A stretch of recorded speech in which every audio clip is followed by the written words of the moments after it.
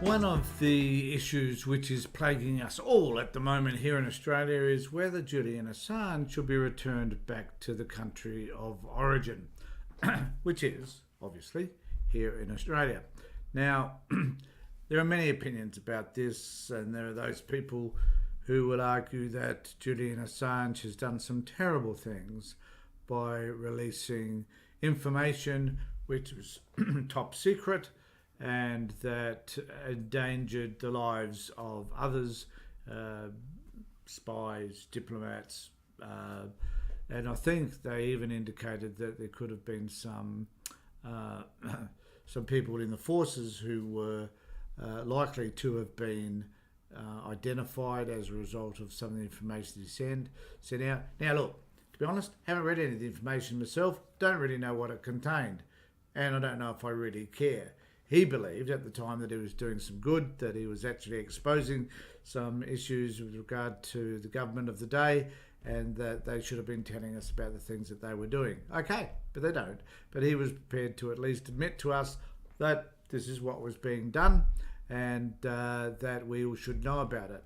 Now, there are arguments about whether he is a journalist and he has the rights as a journalist to withhold the information as to who provided that, even though we know that at the end of the day it was Chelsea Manning who actually provided that information or leaked it to him, and whether or not he's being used as a scapegoat for those people in politics who are fearful of what people like Julian Assange may be able to do in the future if they gather further information that may damage the government.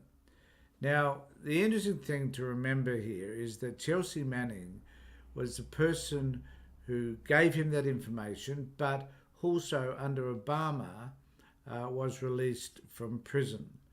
Now, I'm not too sure whether she got a pardon or what it was, but however, she was released, and I think it's written a book and other stuff, but and has become a bit of a celebrity as a result, as has Julian Assange, but he's still locked up. So what's the deal? The person who releases that information to another person gets off. The person who publishes that information is being persecuted for a decade now. Now, my personal belief is that we all should be over this by now. That we should at least say to Julian, look, you can come back to Australia. There might be conditions about his movement and other things that could be negotiated with the United States were the ones wanting to extradite him. But then even the extradition is not guaranteed, apparently, that there are some ways by which he could challenge that, because he knows that if he gets moved to the United States, there's one thing that we can probably bet everything on, and that is that he won't get a free and fair hearing in the US. So the best option is for him to either challenge it or hopefully to have Albanese step in and say to the US, look, we're mates, and because we have this developing and fabulous and long-lasting friendship, it won't do you any harm to release him into our custody, and we will deal with him from there.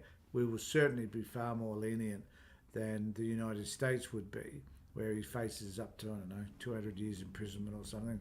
The man looks like he's not going to last another 2 days, let alone as many years as he'd have to spend in a federal penitentiary in the US, which they tell me is not the best possible place for anyone to spend their time.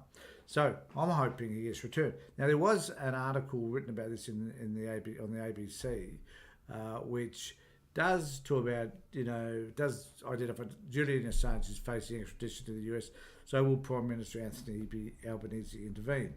Now, the interesting part of this article is, and why the Australian government is not a party to the British court process. International law expert Donald Rothwell of the Australian National University's College of Law said Canberra could have some influence if it chose to wield it to try to stop the extradition. Australia is clearly in a position to try to exercise a significant diplomatic influence, Professor Rothwell told the ABC News. there could be a political solution found, but whether or not the Albanese government wishes to invest that level of political capital at this point in time, I think really remains to be seen. I think the reality is that here in Australia, we don't give a damn and that we don't care. I mean, any opportunity you've got to put in the US, let's go for it, I reckon, given the current state of politics there, which I've talked about before. But in this particular instance, let's release the man. Let's get him back home. Let's let him, he's got a partner, I think he's got a child. Let him get on with his life. Who knows whether he's still going to be involved with WikiLeaks. I doubt whether he'll ever do anything like he's done before. WikiLeaks still exists. They're not releasing that type of information, I don't think. So let's bring him back. Let's settle it once and for all. Let the man have a life that he deserves and let him get on with it. And let us get on with it and start worrying about other things that have got nothing to do with a man who released information nearly 10 years ago. Let's see how it turns out. What do you think? Let me know. And also, just remember that I'd like you to subscribe to my channel, ring the bell for future notifications. I'll put these posts out as often as I can. Really interested to hear what you have to say and what you think. So take care, everybody. Look after yourselves. And more importantly, be safe.